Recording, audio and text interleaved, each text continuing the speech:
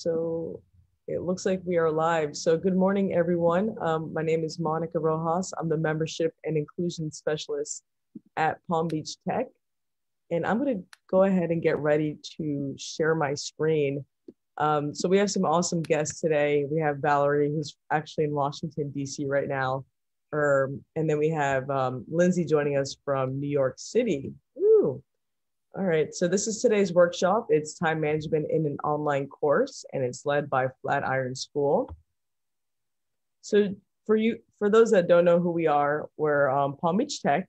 We're a nonprofit located in South Florida, and our goal is to build South Florida into a tech hub. And we do so by creating, or inviting awesome speakers like Valerie from all over the country, or even just South Florida, to share insights, to educate our community, and by creating events and programs that will build, South Florida into a tech hub. So this is a little bit more about who we are. Right now, we're serving South Florida as a whole. And if you look below, you'll see a few of our organizational partners. That includes FAU Tech Runway, 1909, Florida Venture Forum, and we have a few others that aren't mentioned right now. It's Venture Cafe Miami, General Provision in Fort Lauderdale. So really throughout the last few months, we've been focusing on a regional initiative. And we have about 200 corporate members that are part of Palm Beach Tech. So if we go to the next slide, we're actually able to take a look at a few of them. We have Office Depot. We've recently had a hackathon with over 100 attendees there, Hacking for Good. And then we have Jupiter Medical Center, Carrier. Our recent members are Social Mobile and Blue Green Vacations. So this is just a few of our membership benefits. We really try to target all different types of people throughout South Florida, and that includes, students, and then all the way up to C-level executives. And we provide different speaking opportunities, create member profiles on our website for people to check out the different companies.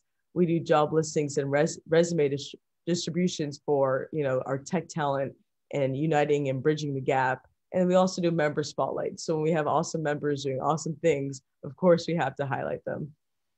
All right, and we do a lot more too, but I'm not just gonna read all of this. All right, so this is our community creed. Our goal is to be as inclusive as possible. And, we're a people first driven organization. So we really focus on collaborating as a community and getting everyone we can involved.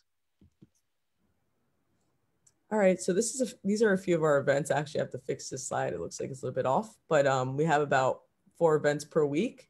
Our tech talks are every Monday night. We start off with a little bit of networking, meet some of the community leaders, and then go ahead into a 30-minute presentation.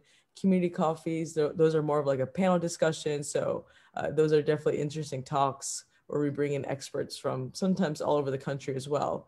And then podcasts are Wednesdays where we interview the awesome, innovative people in South Florida. So, disruptive leaders, CEOs, startup founders that are really making an impact here in our home. And then workshops like this one, we do every Friday, and we invite people like Valerie that can teach us different things. And we'll post this on YouTube afterwards if anyone can't watch it right now. Yeah, so this is a little bit more about our resume distributor. I know I mentioned it earlier, but you're able to post your resume and we send it out to all our members that are hiring. We allow our members to post their jobs on our career board as well. And we send them out every day throughout our social media. So if you're looking for a job, please be on the lookout or contact us. We're here to help. And this is our Slack channel. So if you haven't done so, please go ahead and join our Slack. There's awesome information. People are always posting events or just sometimes funny memes. So if you need a good laugh, and it's a good way to stay in touch as well. All right, so we are good for today. Valerie, thank you again for joining us. I'm gonna go ahead and stop sharing my screen and you can go ahead and kick off your presentation. All right, so glad to be here. Love the work you all are doing. I'm really excited to get to talk to you all this morning about time management in an online course. I'm gonna go ahead and get my screen share going here, hopefully. All right, give me a thumbs up if you can see my screen. All right, good, means we're on track, fantastic. So as I mentioned, I'm gonna talk to you this morning about time management in an online course. But first, introduction. So my name is Valerie Jiggets. I am what's called an educational coach with the Flatiron School, and I'm based in Washington, D.C. Within Flatiron, we have lots of various supports that students receive, and educational coaching is one of those. And really what my role is to be a non-technical partner to students as they move through the program. So we know there's the code, we know that there's the things that people are learning, and then there's everything else that happens in life around the learning that also happens. And so I get to, as a part of my job, which I love, chat with students about how to navigate those challenges as they come up. And time management is definitely one of those things that is on people's minds as they are navigating an online program. So introductions, I know we are streaming in various places, so whatever format you can, if it's a chat, if there's a way to do it on live stream, just let me know a little bit about who's here, your name, where you're from, and then what's a time management superpower that you have. And I'm assuming everyone has one. You got here today, you tuned into this live stream, so you've got some skills that you're utilizing in some part of your life. So if you want to post that in the chat or post that in the live stream, wherever you are. And then what's one thing that's particularly challenging for you? You can post that somewhere as well. And when we get to the Q&A part, maybe we can chat a little bit more about those things. All right, so let's talk a little bit about time and management. You are not born with time management skills. There's no such thing as I'm a person that's good with time, right? Time management is a skill that you develop over time.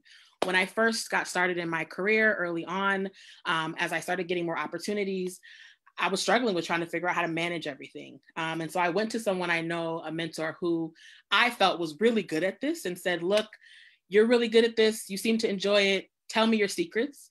And she actually said, I actually hate thinking about things like time management, but I've realized I have to. And so I've developed skills and resources and have applied those to be able to manage all the things that I have to. So I said it to say, if you feel like you struggle with time management right now, that's not an inherent thing. It really is about getting a chance to figure out what skills and resources exist and apply them in the ways that you need to for your needs.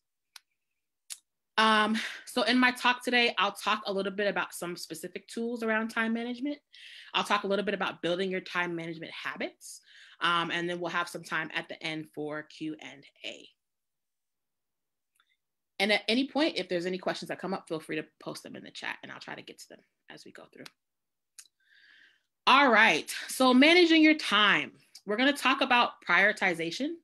We're gonna talk about planning. We'll talk about optimizing your environment. We'll talk about the importance of taking breaks. And then we'll talk a little bit about accountability. All of these are core things as we think about what time management looks like and how to apply it in our lives. So prioritization. With students, whenever they first start the program, I want them to start with why. Why is this thing that you are gonna take a chunk of your life to do and commit to important to you? And based on that importance, how are we going to fit that within the other things that you're prioritizing also in your life? So understanding the why when it comes to online learning, how is this skill that you're going to develop going to change your life in the future? And then based on how important that is to you, then figuring out how do we commit that to your schedule? How do we prioritize that? And then, right, filling in and building that time accordingly, and then being consistent with it, right? The things that are important to us, we make time for, and we make consistent time for. We do a little bit every day. So thinking about where does this fit and how do you prioritize an online course into your life? Another thing that I talk a lot with students about is planning. And one of the tools that we talk about in relationships to planning is something called time blocking. So when we talk about time blocking, we're talking about going through your schedule, listing out everything that you have to do. So I'm going to eat breakfast at this time. I'm going to eat lunch at this time. I have a nap at 4, all of those things that fit into your schedule. And then just seeing where everything is. Oftentimes folks say, well, I didn't have enough time. And sometimes you actually don't know how much time you have until you've actually written it all out into your schedule. So it's an opportunity for you to see what all you have in the day, see where those blocks are, see where those open spaces are. And then once you have that listed, go ahead and block out the time for your studying, for your studying, your study groups, whatever you need to do to kind of move through your academic day and progress in your learning. So time blocking is a really great skill for that, opportunity for that. The other thing that's great about time blocking is it allows you to know where that time is going to be. So you're not worrying, when am I going to do this? When am I going to do this? You know, I'm going to do this at 2:00 on Tuesday. It's got a set time. It's got a set place, and you can protect that time. So if someone says, oh, can you do such and such? You can say, oh, I looked at my schedule. Actually, I have a block of time for something else during that time. Let me see if there's another time on my schedule for me to be able to work with you. So it gives you a little more opportunity to protect that time. And it also saves you from having to worry about when are you going to fit this thing in. Another tool that we share with students around planning is time tracking. And so that is the process of, once you have blocked out that time, building an accountability for how much time you're actually putting into that task. So if you say, I'm going to study 20 hours a week, this gives you a chance to see how much of that 20 hours a week was I actually studying, and how much did I actually end up maybe on Instagram or maybe on Facebook, which I am guilty of. I pick up my phone and I'm like, how did that get in my hand? I don't even know where that came from, right? So really getting a chance to get a sense of what's the true time. And once you know that, you know how to adjust. So I said I was going to do 20 hours. I'm looking at my tool and actually I only did 15. Maybe I need to adjust here, or maybe 15 is actually more realistic for me.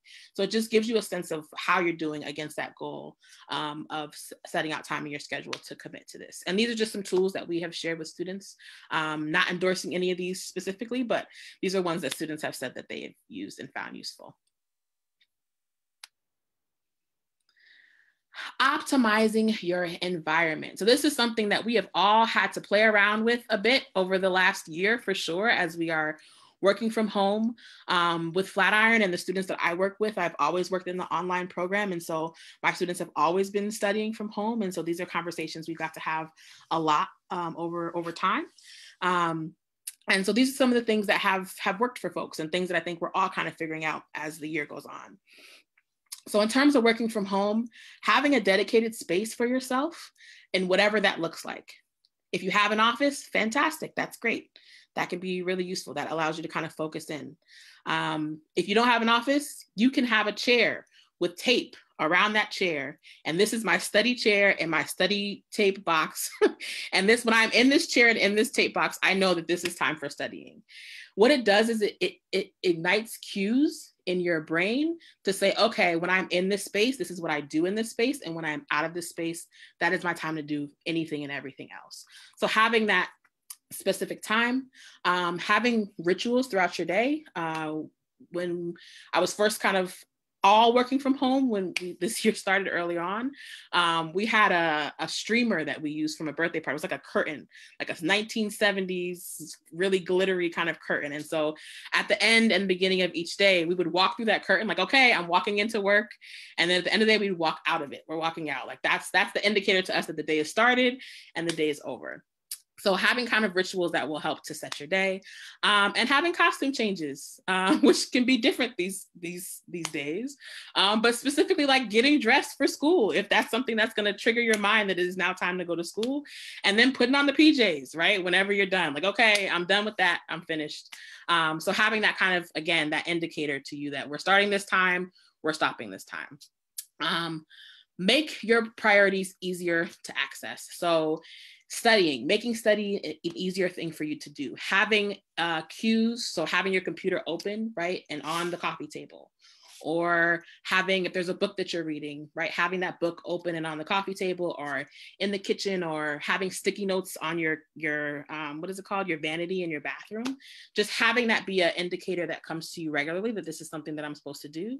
And then making those distractions less easy to access. So putting the remote in a cabinet in the kitchen. I actually have mine in a cabinet in the kitchen right now. Putting your phone in another room, having those things that may interrupt your time, harder for you to get to. You have to work a little harder to get to them. So that's some of the things that we can talk about in terms of optimizing your environment. Taking breaks. This is a highly important and often underestimated piece of how to manage your time. So let's talk a little bit about the science of breaks and why these are important. The way that our brains work, we have something called focus mode, and we have something called diffuse mode. Focus mode is the mode that our brain goes into when we're on a specific task and we're really diving into that task. And diffuse mode is what we call that time when we're daydreaming or our minds are just kind of free to do whatever we want. And the science actually says that our brains are actually way more creative, and some of our best ideas come out of that diffuse mode, that mode when we're not diligently kind of focused in on one activity. That's actually where things come up. So you may have had like an idea come to you in the shower, right? Or come to you when you're driving, because your mind kind of has a little bit more flexibility and elasticity to kind of go wherever it needs to go, and gives you the opportunity to kind of come to conclusions. So a lot of my students talk about, yeah, I had a coding dream, right? It's like, yeah, because your brain is still working on that stuff. You may not be sitting in front of your computer, but it's still in there and it's doing whatever it needs to do. But if you don't give yourself that break, then it may not come as quickly as it could if you are diligently kind of trying to hone in on that thing for longer periods of time than you need to. So focus mode, diffuse mode, breaks are an important part of being able to manage your time. The more you're allowed to give yourself breaks, actually the more focused you will be during that focus time when you're diving into your tasks, making you more efficient in your time. Another thing around the science around breaks. So our bodies naturally work in rhythms, right? We see that in the way that we breathe. We see that in things like our pulse. We also see that in our sleep, right? We actually sleep. There's this thing called ultradian rhythms, where we sleep in rhythms. So we have our deepest sleep in 90-minute intervals. And that kind of rhythm also exists as we think about time management and things like focus. So the idea that we are most productive during a period of time, and then beyond that period of time, we lose our productivity. We start to make more mistakes. We trip up on things. We can't retain the information. So this speaks to also kind of the one needing to take a break. So knowing when you're most kind of engaged and most focused and what that rhythm is for you. And then when that break needs to happen, allowing yourself to have that break so that you are more re-energized for when you dive back into that task and you can be more productive with that time. And there are some suggested time frames for those rhythms. So we'll talk about that more on the next slide, where we're going to talk about what's called the Pomodoro method, which you may be familiar with. And this is the idea of, I call this scheduling your breaks, but really it's called the Pomodoro method. And so you set a timer for a particular period of time that you want to work. That can be 90 minutes, suggested is 90 minutes or 52 minutes. And then after that 52 minutes or that 90 minutes, you take a break. You commit to taking that break. And that can be a 20-minute break, suggested 20 minutes, 17, 15 minutes. And then after that break, then you dive back into the task. And during that break, you can do whatever you want. You can take a walk, you can get on Instagram, which is usually what I am dying to do, or dive into your social media, call somebody, really take that break. And then when you come back to your task, you do it again. So this is one tool that students often use and have found useful. You may have to play around with the intervals to figure out what works best for you. But the idea that that break should happen in your flow is definitely an important one. So let's talk about accountability. This is a big one in online learning. I think especially for us at Flatiron, community and accountability are huge. If you are taking an online course, you're diving into a really big commitment for yourself. You're diving into something that you're hoping is going to change your life, develop your skills in some kind of way. And you should tell people about it. You should have a team of people who know that this is something you're going to do. And the same thing with your time management as a tool to get through that online course. So you want to tell folks, look, I'm trying the Pomodoro method, or I've blocked out this time in my schedule. Here it is. Can I check in with you about it? And if there isn't a particular person, you can share it on social media. Our students do that a lot, where they say, oh, I tried this thing and this happened and it was great, or this happened and it wasn't. And they get engagement around that. They get people who are like, oh, great job, or, oh, yeah, I tried that too. Maybe you should try it like this. So just build in a community around yourself as you are trying on these new tools and these new resources to get to that goal of completing your online course, your online learning, and progressing in your educational journey. So we talked a little bit about these things. We talked about prioritization and our big why, and also making sure that we have dedicated time scheduled out for ourselves and having that written down somewhere with our plan. We talked about time blocking as a tool to use that to make that plan and develop that schedule for yourself. We talked about optimizing our environment. So really thinking about what is it we need to have around us and what do we not need to have around us in order to focus on that time in the way that we want. We talked about taking breaks and the science behind that, and how we can use that as a way to tune into our own kind of natural rhythms as humans and our own biology. And then we talked about accountability. So really building in that community to keep yourself accountable to your goals. So as you think about tools that you already have, or the tools that I offer today, I want you to think about, like, where would you want to dig in for yourself, right? Which of these tools that you've maybe not tried or maybe have tried, would you want to dig in and apply, or try to do a little differently or tweak for yourself? So I'll talk a little bit about time management habits.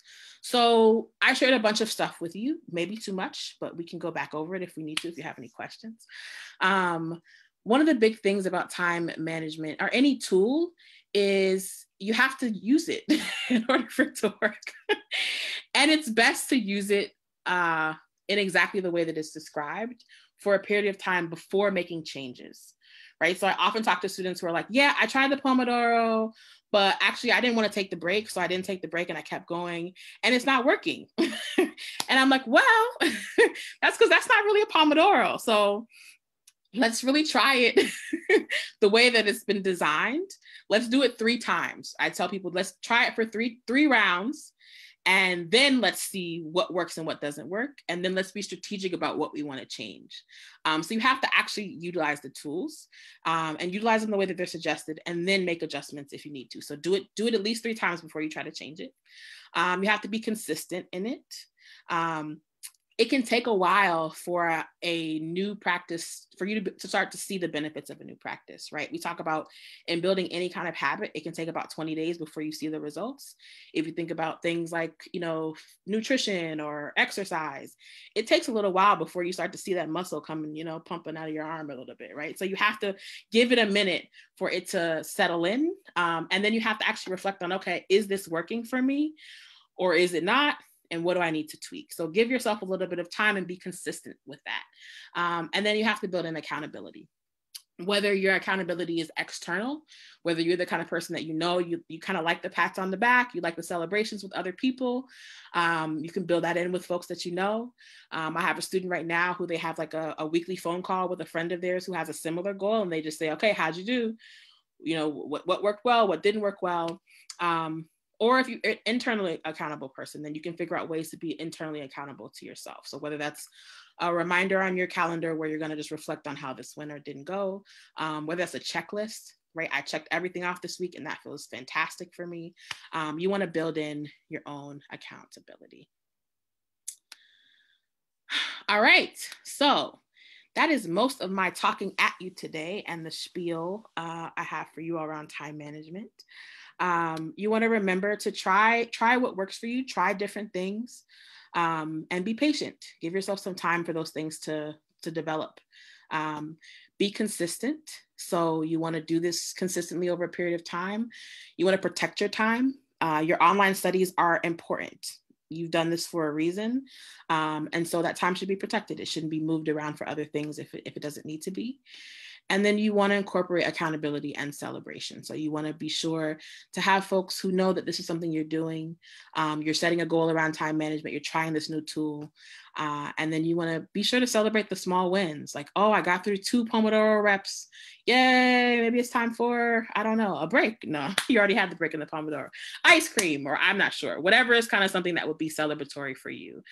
You want to be sure to build that stuff in. So those are the tools and kind of the information that I wanted to share with you all today. I wanted to open up some time if there are questions.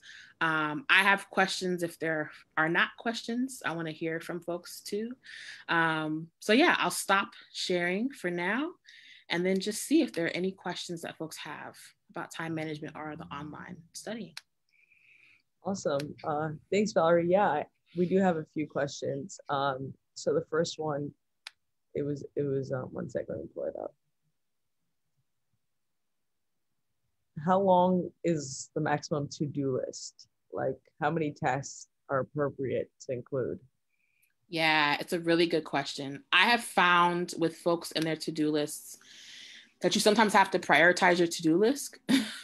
I have, like, at the top of the week, I write everything down, and then I prioritize it by either day or by level of importance, and kind of make smaller lists out of that bigger list. But and it depends on the person. For me, having the whole list of everything written down relieves some anxiety because I know it's somewhere other than in my head. Yeah. And I know, like, okay, I know this is something I'm supposed to do. I'm not going to forget it because it's on this piece of paper. So those are kind of two ways you can approach it. You can do everything and kind of prioritize it. If you're okay doing it day by day, then that's something you can do as well. You just don't want to overwhelm yourself. So you'll have to be the best judge of how to work through that for yourself. It's a great question. And do you write those down, or do you type it? I think it depends on the person. I like paper and pen. I'm that generation. Yeah. I like, I miss going back to school and buying like the notebooks and the pencils and the planner. So I love that stuff. But you are welcome to use an online list. Yeah, I'm hearing folks say writing it down solidifies it for them. Yeah, it's completely up to you, whatever works best. Okay, good. And there's a question on the Pomodoro effect. Yeah. How long is the time slot for that? Like, should you do the Pomodoro effect all day, or should it just be a few hours? Yeah, so depending on the length of time that you're doing the Pomodoro for, like the length of focus time versus break time. So if you're doing like a 90-minute focus time and I think it's 15-minute break for that rhythm, you're only going to be able to do it so many times before you're finished with probably that task for the day. If you have an 8-hour day where you're focusing on one task, then I think you have to see. You have to see how it feels for you. Mm-hmm. But more than likely, you're not doing one task for a whole 8-hour period. So you'll have to see kind of what fits most. But 90 is the suggested kind of amount of time for that focus time with a 15-minute break. Then someone suggested also 52. I'm not sure why 52. It's a very odd number, but 52 is what was suggested based on kind of our own internal rhythms. And yeah, I think especially when it comes to like coding, you want longer chunks. The shorter chunks can be really disruptive to your flow. Awesome. And what are some ways to, let's say if you do get distracted and you're taking an online course like at Flatiron, like how do you check back in? Like, what do you have, like a certain, not like a tick or maybe even just an alarm that you think of, okay, get back on track? Yeah, absolutely. You can, that's why I call the Pomodoro scheduling my breaks. So that's definitely one way. If you do find yourself distracted and you are aware enough to notice it, you could say, okay, my mind wants to take a break right now. Let me schedule, let me put a clock for how long I'm going to let this break last. Mm-hmm. And then if you're struggling to kind of get back into the rhythm after that break, you can start with shorter intervals. You can say, okay, I'm going to focus on this task for 15 minutes. I'm going to do this for 15 minutes and I'm going to see how I feel after that 15 minutes. And then I'm going to decide again after that 15 minutes if I'm going to go again. Right. And kind of build up to that larger chunk of time if you need to. So you have a smaller commitment versus like 90 minutes can feel like, oh my God, 90 minutes. I don't think I can do this for 90 minutes. I think about the treadmill, like, oh my God, 90 minutes. No, but I can do 5 and then I'll decide after that 5, I'm going to do another 5 and, keep going like that. Okay, cool. And does Flatiron do anything as an organization to make sure students are on track? Yeah, so depending on the program, right? So we have, for the online program, we have what we call the structured program, which are the cohorts. And so you're moving along with a group of folks at a particular pace. Excuse me. You have, you have us as educational coaches. You also have instructors who are there to kind of move you along. With the self-paced program, which is really at your own pace, you have a kickoff call. So I have a kickoff call with every student who starts a self-paced program. And we talk about like, what's your goal? When do you want to finish this within the time commitment, which is 15 months? Do you want to do it in 15 months? Do you want to do it shorter? And then we talk about kind of what could get them to that goal. And, having worked with so many students, we know kind of how long it typically takes, what the average pace is for a particular section of the curriculum. based on how much time people have. So yeah, we have a lot of tools to kind of support folks to get through. Yeah, it's awesome. Yeah, just because I feel like, you know, you're so motivated for the first week or two, and then like afterwards you're just like, okay, how do I keep engaged? But I think it's really neat how you guys offer instructors and educational coaches, because it shows that you guys care about all areas of, you know, each of the students. But we actually have a good question here from Nikki. She said, many of us, including myself, often think every task is important. I was given some great advice years ago by my mom, who told me to make a to-do list every day and just cross off 3 to 5 things and don't do them. It helped me prioritize and also realize that the world won't end if some of it doesn't get done. Valerie, do you have any advice on helping choose which of our tasks may be important or not? Yeah, that's a really great question. And I love that that model, Nikki, that you got from your mom about really kind of laying it all out and then deciding kind of what won't what will not cause the world to end if I don't do this thing today.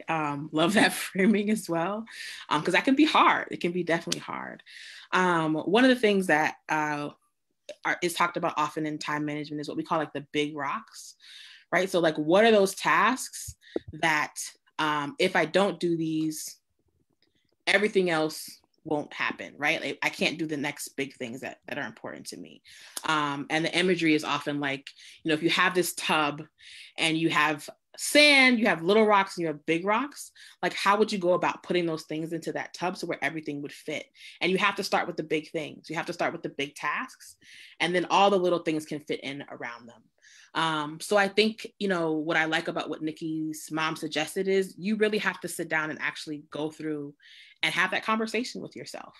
And if you can't always trust yourself, if there are other people that you can check in with, then that's also useful. So like in the online program, you know, students often say like, I'm feeling a little crunched on time. I'm trying to figure out how to prioritize this thing. And I often say, you know, check in with your instructor. Say like, these are the things that I have in front of me. Which of these particular areas are like super, super critical right now? And which ones could I maybe come back to? So having someone else to kind of give some input to that can be useful. I think that's one of the nice things about having an online program or a boot camp is you have people to kind of inform your decisions as you're moving forward. You're not completely doing it on your own. So you have another voice to kind of help you prioritize too. Awesome. Thanks for that, Valerie. Yeah. And I don't know if you I don't think you mentioned this, but how do you manage your calendar? Like, I know you're talking about time blocks, but like, do you have Gmail, or is there like a certain app that you would suggest to the attendees?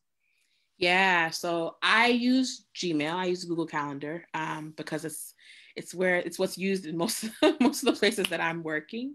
I do use time blocks. I very much use the blocking out the time for things that I need to do, so people can't book that time. So, you know, if I need to read this article in order to develop something later on, I say, okay, I'm going to block off this time on Wednesday from 1 to 2, and no one can ask me to have a meeting during that time. That is my focus and my read time. And you can I felt a little guilty when I first started doing that. I'm like, well, this person really, really might need to meet with me. But I realized, you know, I said, okay, let me just commit to this for 3 weeks. For 3 weeks, I'm going to just do this with the schedule like it is. I may feel bad. I can notice that I feel maybe a little guilty that I didn't meet with that person during that time. But I'll reassess that after this 3 weeks is over. And I realized for me, I needed that time. You know, I was able to kind of get things done. As Nikki put it, the world didn't end. I didn't meet with that person. That person actually figured out what they needed to do, or we found another time for them to meet. And so kind of holding my own boundaries within my schedule was really useful for me. And it helped people also figure out how to find answers to their own questions sometimes when they needed to. So yes, I use Google Calendar. I also like to write things down. So my to-do lists are written down for the most part. Actually I have a dry erase board just over here. So I have things written down because it just helps me be like, okay, I don't have to think about that. That's over here. So those are my particular tools, but I think whatever people find to be most useful, there's a lot of great time management apps out there. There's a lot of great, paper apps. People want to have, want to write things down. One of the tools that I had suggested in the slides I didn't go into is called a habit tracker. And so that's another tool that people have often used. And there's many versions of those as well that people can use. Yeah, I mean, just some feedback from myself. I'm a firm believer that tiny habits work, like, just establishing small habits. And, even, if you haven't been to the gym in a while, like, obviously if you do 3 miles, you have a negative association in your mind to it, right? Yeah. So, start off with like a 5-minute walk, or like literally when you feel like you don't want to be there anymore, just leave. And then eventually you'll associate as a negative thing or a positive thing, where it's like, okay, it's not too bad, or I can do 10 minutes, I can do 20 minutes. But I feel like that's what I'm doing with work right now, where it's like, figure out what tiny habits. Okay, you complete 3 tasks. Okay, take a 5-minute break, or go get some water, or check your phone. So I feel like that's a tool that a lot of people can take, for life, where it's like small habits. And Mike Conway actually had a great comment. He said, I have found that a combination of free tools like Trello allow me to create a prioritized list of to-dos for each week and each day. And then I utilize a notebook every morning to physically write my list for the day. Yeah. And I feel like that's the cool thing about our era, where it's like, okay, you can use technology and you can write things down. Yeah. Yeah, it's amazing. Yeah. I mean, I think that's the thing, is we all have things that have worked, right? Like I talk to students and I say, this is probably not the first big time commitment you've ever committed to, right? You've probably done this somewhere else. And so what are those things that worked in other places that we can apply to this experience to help you be successful? Because I can suggest things, but it's got to be something that works with you, right? Works with your rhythm, or works with habits you already have. And then we just grow them for this particular experience. I love Trello also. I saw somebody put something in about Trello. Yeah, we live in an era where there's so many options, and that can be also its own challenge. And what you said about tiny tasks, like picking one, committing to that for a period of time, and then assessing whether that works for you or not. Something else I wanted to touch on, I don't know if there's other questions, is talking a little bit about procrastination, and then perfectionism. Which are 2 things that also come up and can impact time management. But before I go into them, were there any other questions that folks had? Yeah, so Nikki did have a question. So she said, there are many tasks that we can't get done until a team member, client, or another party completes their part. Do you have any advice on tasks that are not getting done or late because we are having to wait on the others in order to do our part? The waiting game kills me. Yeah, that's a tough one. That's a tough one, right? Because it's outside of ourselves. I think depending on who it is, what came to mind is like managing up, right? So depending on who it is, if it's a supervisor or if it's a peer, it is going to mean maybe building into that routine, like a reminder to that person, like, hey, just checking in to see how this is going, which I'm sure you're probably already doing, starting with some level of levity. And, also saying like, is there anything that I can do to help us get to us, right? Making it about us, help us get to this task, or how can I support you in getting this done, or that kind of thing.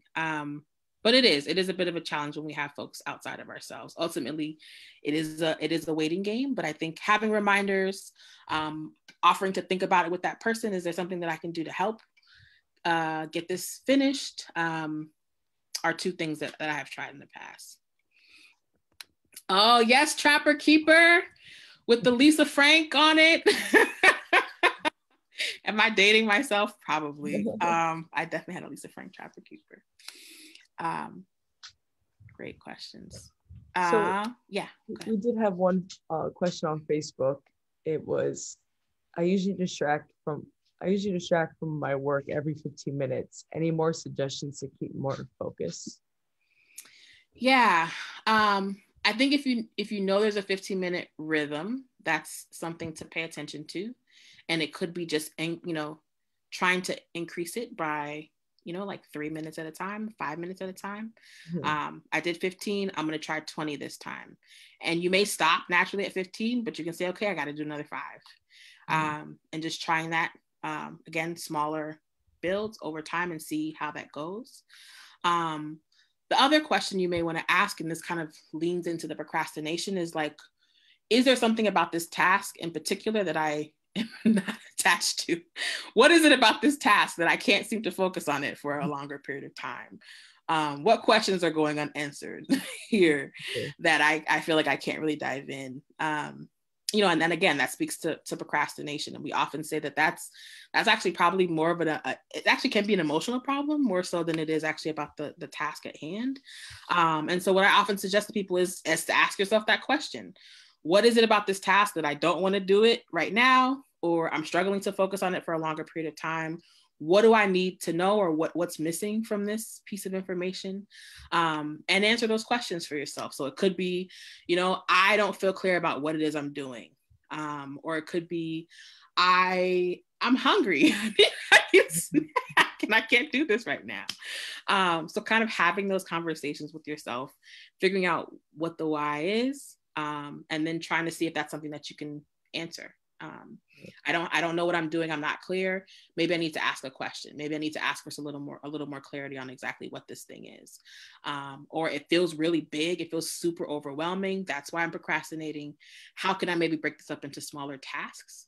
What's one small piece of this I can do right now, and then come back to it later. So those are things that we often talk about with students too around procrastination.